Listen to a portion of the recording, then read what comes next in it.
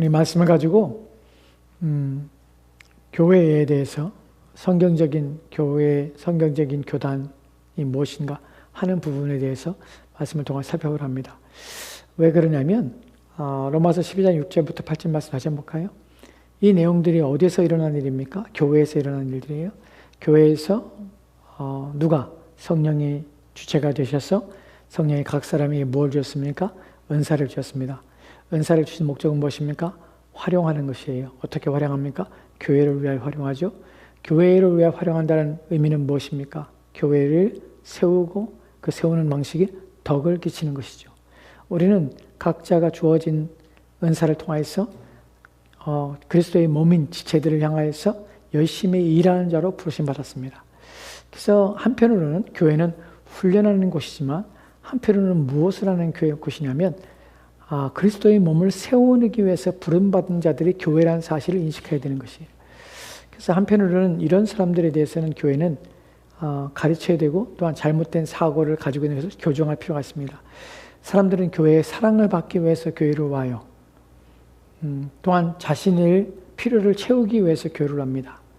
그 필요를 채우는 방식이 이것이 영적이고 또 하나님과의 신앙의 관계이고 또한 자신의 영혼을 위한 것이라면 더할 것이 좋겠지만 그것이 아니라 육적인 필요, 인생 가운데 있어야 되고 또한 요구되는 것들을 얻기 위한 수단을 방법으로 그것이 개인적인 위로건 또한 물질적인 도움이건 또한 어떤 권면이건 이런 가르침이건 이런 것 통해서 자신의 육적인 것들을 채우는 방식으로 교회를 참석하고 교인이 되는 것들은 옳지 않습니다. 교회는 교회를 통해서 그리스도께서는 성도를 세우는 장소로 삼으셨을 뿐만 아니라 그리스도께서 우리 각 사람에게 은사를 주심으로 우리를 통해서 교회의 필요를 채우고 돕는 역할을 한다는 것이에요. 근데 성경에서 각 사람에게라는 표현이 누구도 예의 없이 받기만 하는 자는 없는 것이에요. 모두가 다 교회에 유익이 되도록 그것이 눈에 크게 보이건 작은 일이건 모두가 다 교회에 유익을 끼치기 위해서 성령에 의해서 일하는 존재로 부르심받았다는 사실을 기억하는 것이에요. 이것이 나의 역할이 무엇인가? 나는 어떠한 교회에서 어떠한 역할을 하는 사람인가? 하는 것에 대해서 자기를 이해하는 자기의 부르심을 생각하는 귀한 교훈이 됩니다. 여러분들은 물론 여기 앉아 계셔서 지금 목요 기도회에 나와서 하나님 말씀을 듣는 여러분들이야 당연히 지금 섬기는 직분에 충실한 분들입니다. 그러나 그렇지 않은 분들에 대해서 유튜브나 또한 말씀을 또한 바르게 이해하는 차원에서 이런 말씀을 드리는 것입니다. 오늘 우리가 초점을 맞추고자 하는 것은 개인적인 부분이 아니라 그리스도께서 성령을 통해서 교회에 직분사를 주시고 그 은사의 활용을 이렇게 하라라는 방식을 가르쳐 주셨습니다. 그래서 은사가 활용하기 위해서 교회가 무엇을 활용에 있어서 교회가 어떤 일들을 만들어내게 된다면 바로 직무와 또한 직분에 대해서 교회들이 세우기 시작했다는 것이에요. 왜냐하면 그 은사들이 중구난방으로 각자의 은사의 개별적인 활용과 또한 이기적인 목적에 따라서 활용하는 무지함으로 빠지는 일들이 발생했기 때문에 그래요. 그래서 은사의 활용을 주었지만 은사를 제대로 활용하기 위해서는 직무와 직분에 대해서 명확하게 하는 것이 필요했습니다. 교회에서 이런 것들을 하는 것이에요. 오늘날 우리 가운데 필요한 계속해서 우리가 기도해야 될 여러분이 개인이 기도할 때에 여러분이 기도 제목을 삼아야 될 것이 무엇입니까? 교회 안에서 바른 은사의 활용과 은사가 오늘 우리 눈에 보이지 않는 이유는 무엇입니까? 왜냐하면 우리의 영적인 수준의 낮음 때문에 그렇다는 사실을 우리가 알게 되었습니다. 그럼 우리가 기도할 내용이 무엇입니까? 바른 교회가 성경에 의해서 온전한 교회, 성경이 가르치는 대로 온전한 교회가 되기 위해서 은사가 주어지는 교회가 되게 하옵소서라는 기도 제목. 두 번째는 은사가 바르게 활용되는 교회가 되게 하옵소서라는 기도 제목. 또한 이 은사의 활용과 성령의 활동하심이 나타나는 교회가 되는 기도 제목.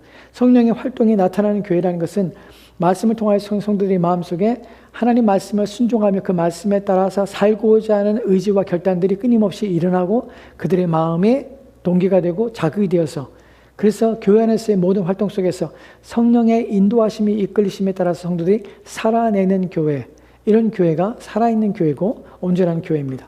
우리는 오늘날 많은 교회들 가운데 물론 지금 한국교회나 미국교회도 마찬가지고 영적인 침체 가운데 있습니다. 교인의 숫자가 줄고 교회가 침체되고 있습니다. 눈에 보이는 숫자적인 침체가 있죠. 그런데 어떤 사람들은 그래도 어떤 교회는 특정한 교회들이 막 성장하는 것을 보면 양쪽 성장하거나 활발하게 활동하는 것을 보게 됩니다. 그래서 그런 성장하는 교회, 부흥하는 교회를 보고 외적으로 부흥하는 교회를 보고 성령이 저 교회는 역사하는구나. 바로 저렇게 성령이 역사하는 교회들은 저런 교회들이야. 그래서 그런 모델들 따라가야 돼 라고 생각합니다. 그런데 우리가 알다시피 교회의 부흥은 어떤 방식으로 오게 되냐면 사람이 무엇인가를 프로그램 만들거나 사람들의 인기가 있는, 사람들이 좋아하는, 선호하는 교회로 사람들을 불러낼 수 있는 어떤 방식에 의해서 교회가 성장하거나 세워지는 것은 성경이 말하고 있는 교회의 원리와 성경이 말하고 있는 교회 성장의 원리가 전혀 아니라는 사실이에요. 사람의 입맛에 맞고 사람의 필요를 채워주는 방식으로 사람들이 교회에 오는 방식은 교회가 온전하지 않습니다. 그래서 그런 방식으로 교회가 세워지는 부흥하는 양적인 부흥을 이루는 교회들을 바라보며 부러워할 필요는 없는 것이에요. 분명한 것은 교회의 부흥은 어떤 방식으로 오는가? 성령에 의해서 어떻게 각 사람에게 은사들이 주어지고 은사의 바른 활용을 통해서 사람들의 마음에 주님께로 하나님 말씀을 사모하며 그 말씀대로 살고자 하는 의지와 결단들이 일어나는 것이 역사 속에서 대부흥들을 볼 때에 부흥의 가장 중요한 중심에 있었던 원동력이 무엇이냐면 하나님 말씀에 대한 바른 이해였습니다. 평양 대부흥에도 또한 1743년에 있었던 미국에 있는 이 부흥도 어떤 일이 있으면 하나님 말씀을 듣는 가운데 사람들의 마음에 회개가 일어나는 것이에요. 그리고 그들의 마음속에서 하나님 말씀을 사모하는 열망이 있었고 심지어는 그 부흥의 때에 어떤 일이 있으면 모든 가게들이 문을 닫고 함께 모여서 기도하고 하나님 말씀을 배우는 일에 온 힘을 기울였다는 것이에요. 아이도 어른도 할 것 없이 남녀노소가 모두가 다 함께 모여서 하나님 말씀을 말하는 것을 가장 삶의 기쁨과 즐거움을 삼았어요. 그러니까 하나님 말씀을 배우는 일에 온 힘을 기울였어요. 이것이 참된 부흥의 역사들입니다. 그래서 우리가 3년 전에 있었던 2023년에 에즈베리 부흥이라고 말하는 것들에 대해서 그에 대해서 찬반 여론이 팽팽한 가운데 있습니다. 미국에서 에즈베리 대학에서 일어났던 그 부흥이 거짓인가 참인가 하는 것들에 대해서 여러 가지 찬반 논란이 있습니다. 근데 저는 개인적으로는 참된 부흥의 모습은 아니라고 여깁니다. 왜냐하면 거기에 참석했던 사람들 중에 그 찬양을 인도했던 사람들 중에 거기에는 말씀을 통해서 부흥이 일어난 것도 아니었고 기도운동이 일어났을 뿐이고 그 다음에 찬양을 인도했던 그룹들 가운데 몇몇 사람들은 동성애자들이었습니다. 근데 그들은 회개하지 않았습니다. 찬양을 인도하는 것이 그러고 그래서 어떻게 부흥이 일어난 것처럼 외관적으로 보였지만 그것이 참된 부흥인가 하는 분에서는 저는 여전히 의문을 가지고 있습니다. 왜냐하면 성경이 말하는 교회의 온전한 교회와 부흥의 역사들의 내용들과 부합하지 않기 때문에 그래요. 오늘 우리가 이 본문을 통해서 살펴볼 것들은 또 중요한 부분에서 하나 더 짚어보고 이 말씀을 마치려 합니다. 중요한 내용은 무엇이냐면 우리 개인이 삶의 가장 삶을 살아가는데 원리가 되고 또한 삶의 기준이 되는 것은 무엇입니까? 성경이지요. 우리가 이 일을 해야 되는 목적과 하지 말아야 될 이유의 근거에서 가장 중요한 핵심적인 선택과 또한 선택하지 않는 일에 있어서 기준이 되는 것은 하나님 말씀입니다. 그것이 왜냐하면 성경은 우리의 삶의 안내자이자 가장 유일한 삶의 원리이기 때문에 그렇습니다. 그렇다면 교회 또한 우리가 함께 모여서 그리스도의 몸을 이루고 있는 이 교회는 어떻게 됩니까? 개인이 하나님 말씀이 원리가 될 삶을 살아간다면 교회 또한 하나님 말씀의 원리로서 운영되어지고 교회가 세워져야 되는 것이 마땅한 것입니다. 그래서 오늘 우리는 무엇에 초점을 맞추냐면 교회에 대해서 그리고 성경적인 교단의 모습에 대해서 함께 말씀을 통하여 살펴보려 합니다. 저는 장로교 출신입니다. 신앙생활을 장로교에서 했고 그리고 장로교에서 자랐습니다. 그리고 총신대학원을 졸업하여서 장로교 목사가 되었습니다. 그래서 장로교에 대해서 장로교 정치에 대해서 잘 압니다. 제가 예전에 어렸을 때 또한 장로교에 대해서 잘 알지 못하지만 후에 장로교에 대해서 그 기원과 또한 장로교에 대해서 살펴봤을 때 저는 장로교 지도가 성경적인 줄 알았습니다. 그런데 나중에 살펴보니까 성경적이지 않구나 하는 것을 알게 되었습니다. 지금 우리가 CRC 교단에 있습니다. CRC 교단이 더욱 성경적입니다. 교회에 대해서 또한 교단의 역할에 대해서 이 부분을 좀 생각해 볼게요. 사람들은 성경을 통해서 이런 교회 또한 교단이나 이런 것들이 성경에서 가져왔다고 얘기하며 주장하는 것들이 있습니다.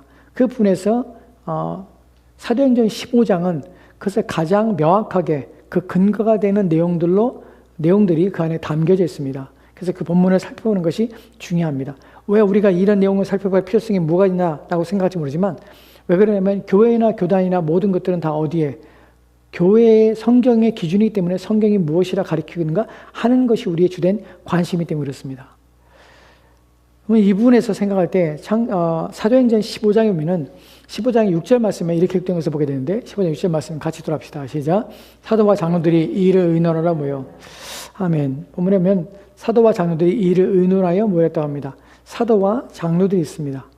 초대교회에 은사들이 주어지고 그 은사의 활용과 또한 그 은사와 또한 교회의 조직과 질서가 잡히기 위해서 이제 집사들이 세워지게 되고 장로들이 세워지게 됩니다.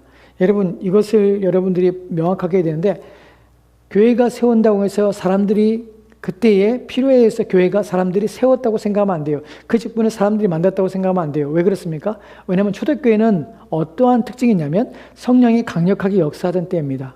무슨 말입니까? 7 집사를 세울 때도 즉흥적으로 문제가 일어났기 때문에 우리 눈에는 문제가 일어났습니다.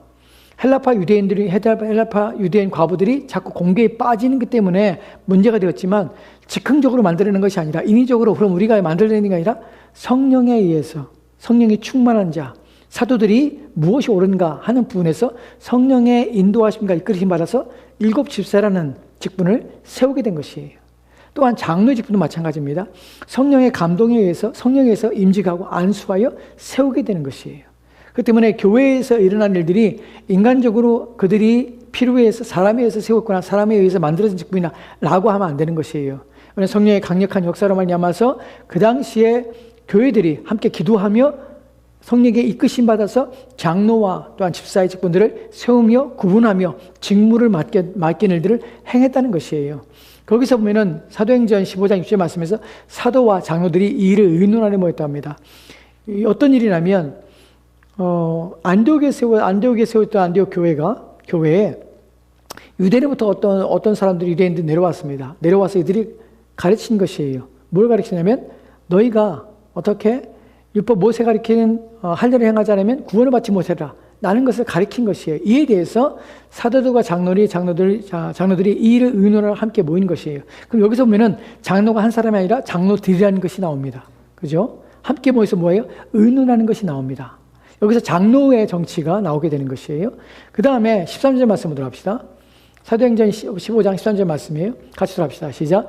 말을 마침에 야고보가 대답하여 이르되 형제들아 내 말을 들으라. 아멘. 말을 마침에 야고보가 대답하여 이르되 형제들아 내 말을 들으라 라고 말합니다. 이제 말을 마쳤습니다. 누가 왔냐면 바울과 바나바가 예루살렘 교회로 간 것이에요. 가서 그들에게 이러이러한 사실들이 얘기를 했고 거기서 사도와 장로들이 모여서 의논합니다. 그리고 말을 마치고 야고보가 대답하여 이르되 형제들아 내 말을 들으라 라고 말합니다. 여기서 우리는 야고보에 대해서 예루살렘 교회의 수장처럼 보이잖아요. 전체 회의가 있었고 이 회의에서 야고보가 수장으로서 대표로서 말하는 것들이 나옵니다. 그래서 의논한 사항을 결정하면서 의논한 사항을 내놓는 얘기를 보게 됩니다. 여기서 우리는 교단에 대해서 생각해 보는데 장로들이 함께 모였습니다. 그리고 회의를 합니다. 회의를 해서 이 회의를 통해서 어떻게 한 사람의 의장으로 모든 회의를 주관하는 것처럼 대표하는 대표자가 있어서 그 대표자가 마치 총회장인 것처럼 우리가 느껴지죠. 그 사람이 발표를 합니다. 여기서 장로교주의자들이 저도 예전에 그랬고요. 주의자들이 생각하기를 교회 정치는 교회의 구성은 조직은 이렇게 되는구나. 장로들이 있고 각 교회 장로들이 있고 장로들이 각 교회에 있는데 그들이 함께 모여서 여러 교회의 장로들이 함께 모여서 의논하고 그 함께 모인 자들의 장로들의 회의를 진행할 진행자가 필요하고 그 진행한 자가 결정권을 가지고 그 사람이 말하고 이 사람이 마치 오늘날 어떻게 각 교회의 목사와 장로가 있고 목사인 장로가 있고 장로들이 함께 모여서 그 지역에 있는 목사들이 모여서 노회라는 것을 만들고 그 노회가 여러 지역에 있는 노회들이 함께 모여서 거기서 대표자들이 모여서 총회가 되고 총회에서 총회를 진행하고 총회의 결정권을 가진 사람이 총회장이 되고 하는 결정, 이것이 장로교의 조직이에요. 이해가 됩니까? 교회가 있습니다. 우리 교회가 있죠. 그 다음에 채타노교회 몇 교회가 있어요. 우리가 함께 같은 교단이라면 그 교회들의 대표자인 장로들이, 목사나 장로 중에 한 사람이 대표자로 모이는 것이에요. 대표자로 모이는 걸 노예라고 불러요. 노예라고. 노예라 부르는 사람들이 여기에는 채타노가 있지만 또 뭐 클리브랜드 또한 달톤 뭐 지역에 있는 도시들에 또 여러 교회에 노예가 있을 거 아니에요. 이 노예들이 함께 모여서 대표자들이 함께 모여서 대표자들만 모이는 것이 총회라고 하는 것이. 이해가 되시죠? 이런 것처럼 마치 그렇게 보이는 것이. 그렇지 않습니까? 야고보가 대답하고 장로들이 모여서 노인을 하고 이렇게 보입니다. 한 구절 더 보도록 합시다. 사도행전 21장 18절 말씀입니다. 같이 들어갑시다. 시작. 그 이튿날 바울이 우리와 함께 야고보에로 들어가니 장들도 다 있더라. 아멘. 본문에서 이튿날 바울이 우리와 함께 야고보에로 들어가니 야고보에게 들어갔습니다. 그 대표자처럼 보이는 야고보에 들어간 것이에요. 그리고 장로들이 다 함께 있었다는 표현을 써요. 그 장로들이 모임이 있었고 그 모임에 산 것처럼 보여요. 이 사실만 보면 장로교는 이 사도행전 15장의 이런 상황들을 통하여서 장로교회의 정치 모델을, 즉 교회 조직 모델을 가져왔어요. 가져와서 이것이 성경적이라고 말하는 것이에요. 물론 감리교는 감독제도를 통하여 하고 또한 성결교도 마찬가지고 또한 침례교도 그렇고 부르는 이름은 다르지만 똑같아요. 시스템들이 비슷비슷합니다. 이런 것들이 어디서 성경의 원리를 가질 때 우리는 성경적이야 라고 얘기를 하는 것이에요. 근데 본문을 위해서 왜 이 일이 벌어지게 되었는가, 원인이 무엇인가 하는 부분을 생각해 봐야 합니다. 하나 더 보도록 합시다. 사도행전 16장 4절 말씀에는 이런 구절들이 있어서 이것이 고착화됩니다. 16장 4절 말씀 같이 들어갑시다. 시작. 여러 성으로 다녀갈 때에 예루살렘에 있는 사도와 장로들이 작정한 규례를 그들에게 주어 지키게 하니. 아멘. 여러 성으로 누가? 바울과 신라가 여러 성으로 디모데까지 합세해서 여러 성으로 돌아다닙니다. 갈 때에 예루살렘에 있는 사도와 장로들이 작정한 규례를 가지고 그 규례를 그들에게 주어서 지키게 합니다. 봐라. 장로교주의자들이 하는 말이 봐라. 예루살렘에 있는 사도와 장로들이 작정한 규례를 가지고 법을 그들이 만들었고 그 법을 모든 교회가 지키도록 했다. 즉 상위에 조직이 있었고 하위에 있는 개교회는 상위에서 결정한 것들을 개교회는 지켜야 되고 이것이 바로 교회의 예루살렘 교회가 통하여서 사도행전이 보여주는 교회의 온전한 조직이다. 이것이 장로회의 틀이고 우리는 이렇게 하는 것이 성경적이다 라고 말하는 것이에요. 저도 그렇게 알았습니다. 그런데 과연 그런가 하는 부분이에요. 이제부터는 장로주의자들이 말하는 것처럼 또한 감독도 마찬가지입니다. 감리교도 마찬가지입니다. 성결교, 침례교도 마찬가지입니다. 이름만 다를 뿐이지 이런 시스템으로 갖는 것이 과연 성경적인가? 성경이 이렇게 말하고 있는가 하는 부분이에요. 이 부분에 대해서 먼저 왜 이 일이 일어나는가 생각해 봐야 돼요. 왜 예루살렘에 사도들과 장로들이 함께 모였습니까? 그리고 이 결정이 과연 야고보는 총회장이었습니까? 수장처럼 보이는데 과연 총회장이었습니까? 그들이 결정한 것이 법이 되어서 모든 교회는 그 법에 따라서 행해야 됩니까? 그래서 교회는 노회의 지시를 받고 노회는 총회의 지시를 받아서 총회의 결정에 의해서 노회와 지교회는 모두가 다 그 결정에 따라야 합니까? 이런 시스템이 성경적입니까? 라는 부분이에요. 지금 바울과 바나바가 예루살렘 교회에 갔습니다. 왜 간지 생각해 봅시다. 왜 갔습니까? 예루살렘 교회에 갔을 때 15장 1절 말씀이에요. 사도행전 15장 1절 말씀 같이 읽어봅시다. 시작. 어떤 사람들이 유대로부터 내려와서 형제들을 가르치되 너희가 모세의 법대로 할례를 받지 아니하면 너희 구원을 받지 못하리라 하니. 아멘. 본문에 보면 어떤 사람들이 유대로부터 내려왔습니다. 어디에? 안디옥 교회에 내려온 것이에요. 내려와서 형제들을 가르치되 가서 그리스도인들을 가르치는 것이에요. 어떻게? 너희가 모세의 법대로 할례를 받지 않으면, 이 말이 어떤 의미는 모세의 율법을 지키지 아니하면 능히 구원을 받지 못하리라 라고 말하는 것이에요. 그렇다면 그들이 받았던 것은 무엇입니까? 안디옥 교회는 어떤 교회입니까? 이방인의 교회죠. 그들은 믿음을 말미암아 구원받는다고 믿었어요. 그런데 복음을 통하여서 구원받는 것이 아니라 율법을 지켜야만 구원받는다고 말하는 것이에요. 그러니까 이 문제가 발생하게 된 것이에요. 근데 이들이 어디서 왔습니까? 유대로부터 내려와서라는 표현을 써요. 왜 이런 표현을 쓰냐면 유대로부터 내려왔다는 말은 예루살렘부터 이들이 어떤 권한을 받고 내려오는 것처럼 보입니다.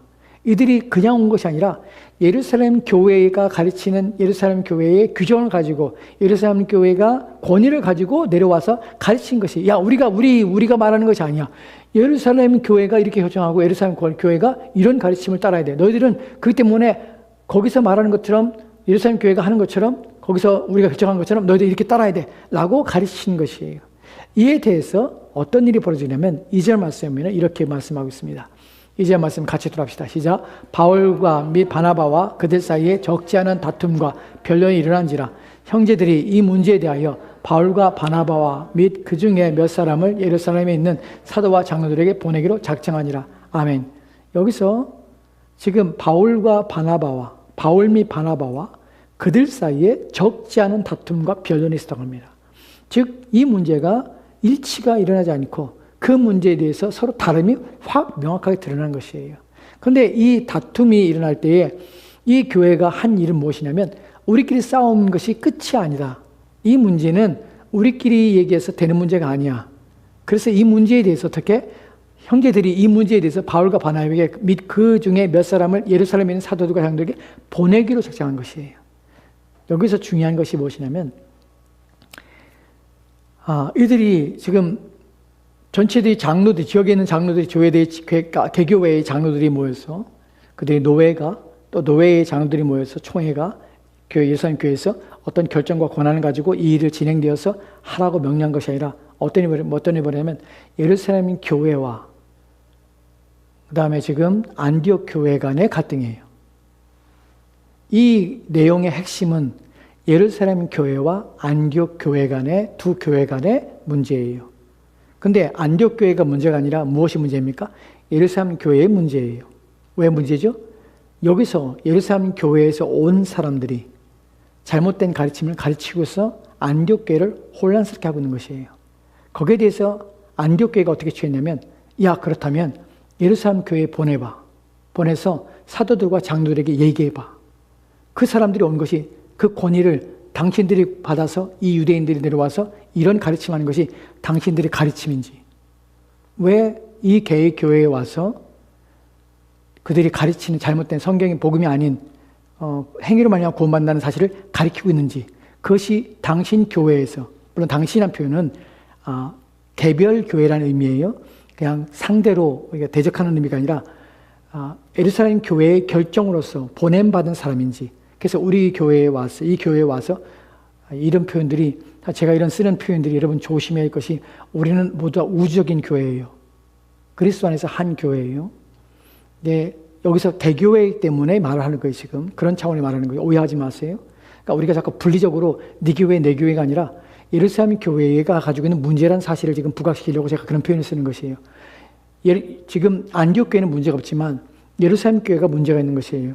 예루살렘 교회의 문제를 가지고 온 것이에요. 그래서 예루살렘 교회에 보내는 것이에요. 이해가 됩니까? 여기서 제가 여러분이 봐야 될 것이 무엇이냐면, 예루살렘 교회가 총회로서 예루살렘 교회 권한을 가지고 안디옥 교회에게 지시하는 상황이 아니라고요.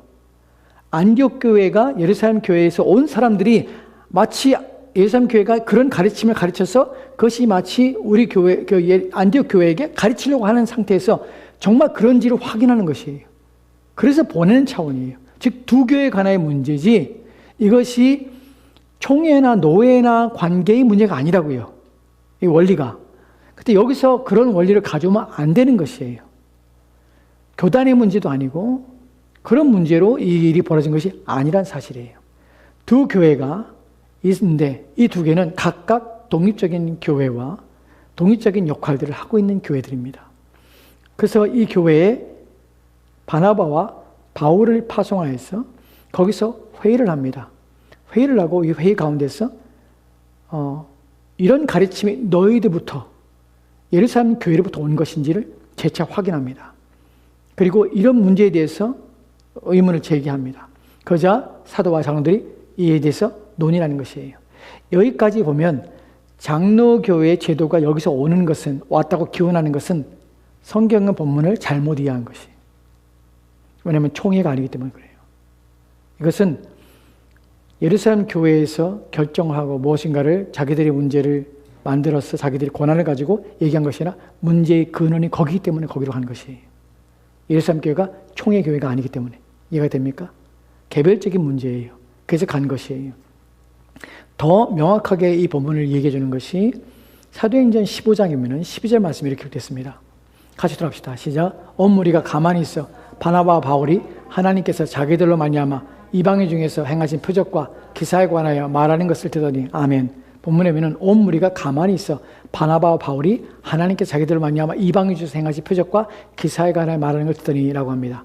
여기서 중요한 것이 무엇이냐면 사도와 장로들이 있었지만 사도와 장로들만 회의를 진행한 것이 아니라 온 무리가 함께 듣고 있어요. 즉 이것을 통해서 뭘 하게 되냐면 이것이 총회로 모였다는 것이 아니라는 사실이라는 것이 일반 모든 성도들이 함께 모이는 것이 대표자들인 장로들과 사도들만 모여서 회의한 것이 아니라 모두가 다 함께 했다는 것이 거기서 함께 의논하고 함께 상의하는 것을 보게 됩니다. 하나 더 보도록 합시다. 22절 말씀에는 이렇게 됐습니다. 15장 22절에서 같이 들어갑시다. 시작. 이에 사도와 장로와 온 교회가 그 중에서 사람들 택하여 바울과 바나바와 함께 안디옥으로 보내기를 결정하니 그 형제 중에 인도자인 바사바라 하는 유다와 실라더라. 아멘. 유다와 실라더라. 아멘. 본문에 보면은 이에 사도와 장로와 온 교회가 그 중에서 사람들을 택하여 바울과 바나바와 함께 안디옥으로 보내기를 결정합니다. 자, 여기서 봅시다. 이게 총회라면 여기서는 대표자들인 사도와 장로들만 결정하고 그 장로들이 결정한 사항을 통보해야 됩니다. 근데 그렇지 않죠? 사도와 장로들과 온 교회가예요. 모든 성도들이 함께 하고 있다는 것이. 왜 그렇습니까? 왜냐하면 이것은 교단, 총회를 말하는 것이 아니라 무엇 때문에? 개교회 간에 일이 벌어졌기 때문에 그래요. 안디옥 교회의 문제가 아니라 예루살렘 교회의 문제 때문에 바나바와 바울이 예루살렘 교회에 가서 확인하는 것이고 거기에 대해서 함께 온 교회가 함께 의논하는 것이죠. 왜요? 왜냐하면 이것은 총회로서 대표자들이 모임이 아니라 누가? 온 교회의 모임이기 때문에 그래요. 그때 이들이 함께 온 교회가 함께 결정해서 함께 결정하고 함께 보내기로 하는 것입니다. 여기서 우리는 여기까지 우리가 보면 무엇을 합니까? 교단, 장로교라든지 감독제도라든지 이런 것들은 성경에서 온 것이 아니구나 라는 것을 하게 되는 것이에요. 이런 제도들이 그렇다고 이 제도는 나쁘다고 말하는 것이 아닙니다. 없어야 된다고 말하는 것이 아닙니다. 성경적인 것이 아니란 것이에요. 성경의 기준을 가지고 있지 않다는 것이에요. 본문의 근거를 찾지 못한다는 것입니다. 이후에 제가 왜 이 말씀을 드린지를 나중에 설명을 드릴게요. 여기까지 내용을 보면 우리가 알다시피 교회와 교회의 문제였고 교회는 어떻게 하면 함께 모든 교회가 함께 결정하였고 함께 모든 것들을 이루어갔고 또 함께 모든 결정의 과정들에 함께 참여하는 것을 보게 됩니다. 이것이 교회가 하고 있는 일들이에요. 교회 역할들이에요.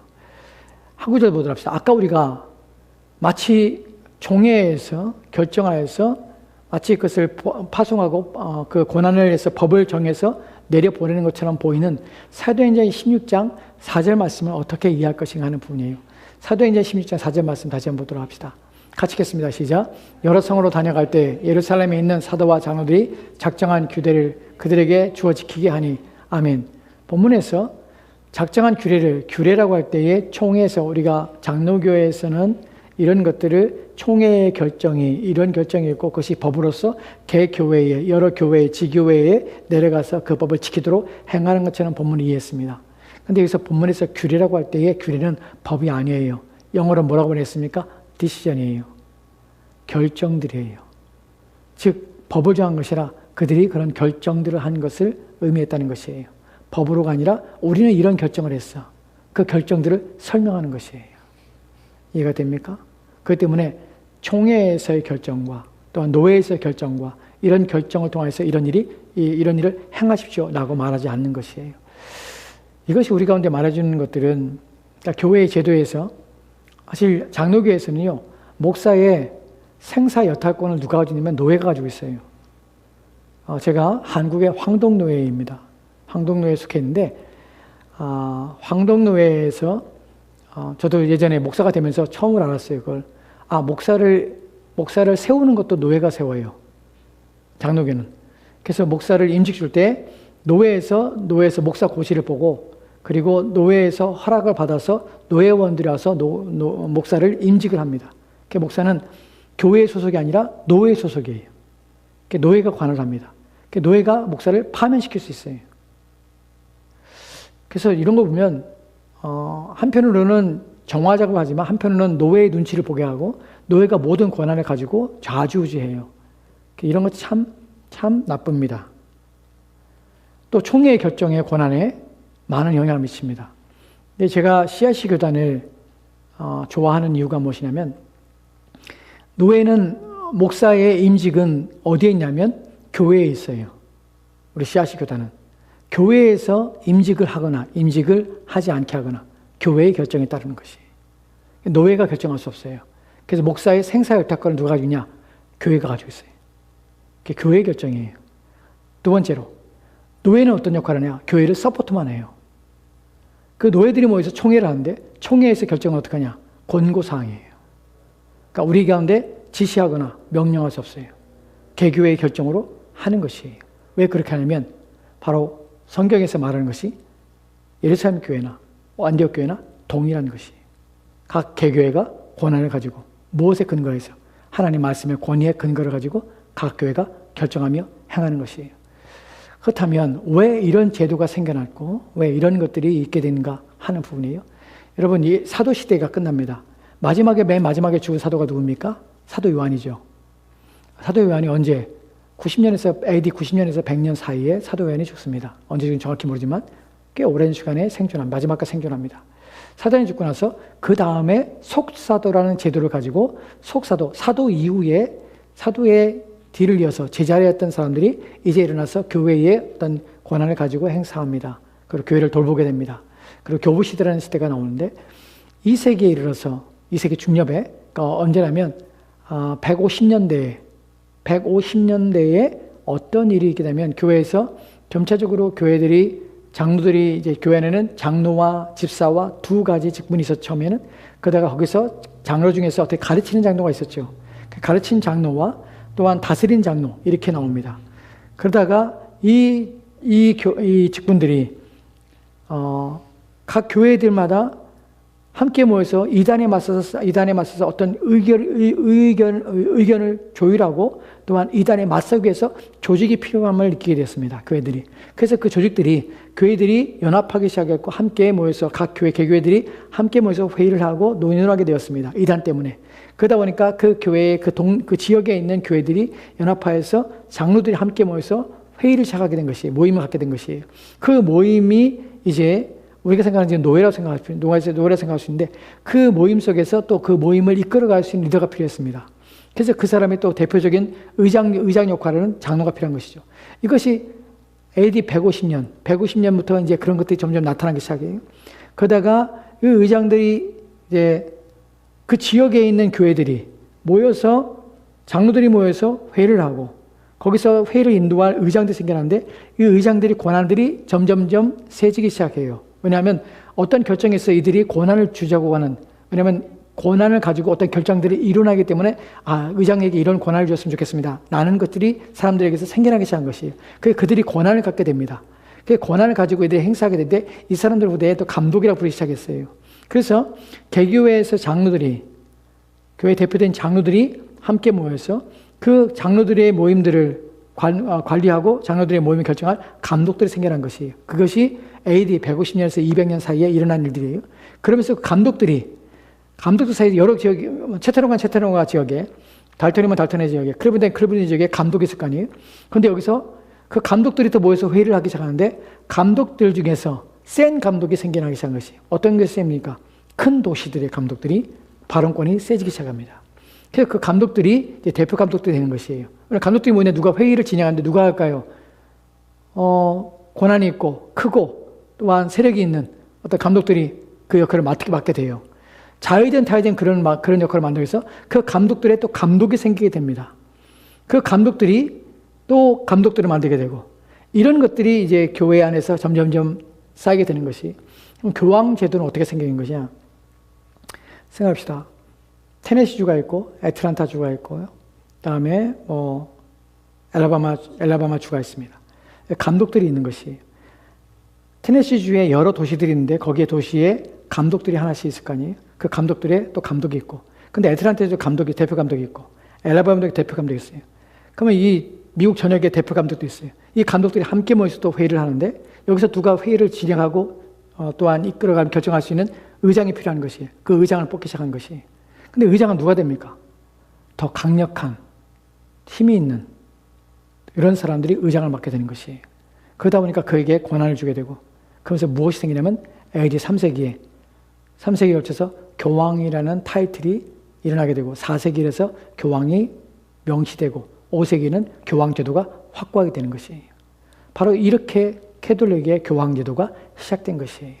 각 개교회에서 모여서 장로들이 모이고, 거기에 감독이 생기고, 또 지역의 감독들이 함께 모여서 또 거기서 또 대표가 생기고, 거기서 어떻게 가장 권한이 있는 한 사람에게 권한을 위임하고 그 사람이 이런 타이틀을 맡게 되는 것이에요. 그래서 그 권한을 가지고 행사하게 되는 것입니다. 이것이 교황제도의 시초이자 교황제도의 발전사입니다. 발전사라고 좀 그렇죠. 안 좋은 일들이 일어난 것이죠. 본문에서 우리가 성경을 통해서 우리가 알게 되는 교회의 제도는 그런 것이 아닙니다. 각 교회는 각 개교회의 권한을 가지고 있습니다. 그 권한은 함부로 행사되지 않지만 어떻게 되냐? 함께 온 교회가 어떻게 하나님 말씀에 근거해서 함께 의논하고 상의하고 결정합니다. 그리고 그 결정 가운데서 하나님께서 그 결정에 은혜를 주시고 결정이 바른 결정이 되기를 함께 기도하며 모든 결정을 하나님께 의탁하며 모든 결정을 이뤄갑니다. 이것이 교회의 시스템이고, 또한 교단과 또 교단의 역할들인 것이에요. 이것이 우리가 사도행전에서 보게 되는 교회의 모습인 것입니다. 오늘날 우리는 개교회로서 우리는 누구에게도 지시를 받지 않습니다.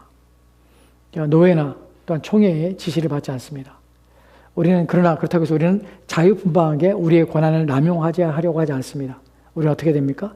우리는 더욱 함께 모든 걸 의논하고 함께 상의하고, 어떤 면에서 인간적인 지식과 지혜로 말미암아서 교회를 운영하는 것이 아니라 하나님 말씀의 근거에 따라서 이 일을 향하도록 끊임없이 애써 노력해야 되는 것이에요. 여기에 절대적으로 필요한 것이 무엇입니까? 성령의 역사예요. 오늘날 교단과 교회들이 문제가 생기는 이유가 무엇입니까? 성령의 역사들이 그들 가운데 활발하게 활동하지 않기 때문에 그래요. 그러니까 우리는 교회 안에 성령의 활발한 활동과 역사가 다시금 우리 가운데 나타나기를 구해야 합니다. 그리고 우리의 모든 결정과 우리의 선택 가운데 성령님께서 그 모든 걸 주관하시고 인도해 주시기를 우리는 구해야 합니다. 여러분, 초대교회가 이런 결정들과 이런 일을 행했을 때 그들이 함부로 자신의 의견과 인간적인 생각과 사고로 이런 일을 행했다고 여러분 생각하면 안 됩니다. 왜냐하면 초대교회 특성이 뭐라고요? 성령의 활발한 활동이 그 당시에 있었다는 사실이에요. 오늘날 우리는 그러한 시대를 살고 있지 않습니다. 그냥 참 불행한 시대입니다. 그런데 그렇기 때문에 우리는 더욱더 이런 문제에 대해서 함께 기도해야 됩니다. 더 중요한 것은 우리 개인적으로 우리 자신이 성령에 의해서 충만하기를 구하고, 성령의 인도심 받아서 교회의 모든 활동과 또한 그 교회의 모든 일들이 행하도록 애써야 되고, 또한 나뿐만 아니라 모든 교회의 구성원들이 성령의 충만함으로 함께 하나님의 뜻을 구하며 하나님의 뜻을 이루어갈 수 있는 공동체가 되기를 위하여 애쓰는 일들을 우리는 끊임없이 해야 됩니다. 그래서 개인적으로는 우리의 개인의 경건함이 필요합니다. 왜요? 내가 나 자체도 준비가 안 되면, 나 자체도 성령의 충만함이 없다면, 내 자신이 메마른 가운데 있다면, 내 자신이 성령의 이끄심 받지 못한다면 사실은 내가 말하는 모든 것들, 내가 결정하는 모든 것들, 교회 안에 참여하는 모든 것들은 다 어떻게 해요? 육신적이 되는 것이에요. 그렇기 때문에 우리는 늘 개인적으로 성령의 충만함을 받기 위해서, 늘 성령의 인도하심 받기 위해서 끊임없이 스스로 경건한 삶을 애써야 합니다. 그래야 나의 결정과 나의 말 한마디, 내가 하는 모든 것들이 실수가 없고, 또한 그 일에 대해서 어떤 잘못된 육신적인 사고로 말미암아서 교회가 잘못된 방향으로 가지 않기 위해서 우리는 끊임없이 개인의 경건과 애씀을 끊임없이 구해야 할 뿐만 아니라, 또한 모든 성도들이, 또한 나뿐만 아니라 우리 공동체가 그런 마음이 되도록, 그런 신앙을 갖도록, 그런 경건한 삶을 살도록 부단히 기도하고 서로 위로하는 마음을 가지며 함께 지어져 가도록 애써야 합니다. 교회는 나 혼자가 아니라 함께입니다. 그 때문에 나만 경건하도 되는 것이 아니에요. 함께 경건해야 합니다. 함께 거룩한 마음 품도록 애써야 합니다. 이를 위해서 우리는 나를 위해서, 우리를 위해서 함께 기도하는 것입니다. 함께 기도하도록 합시다.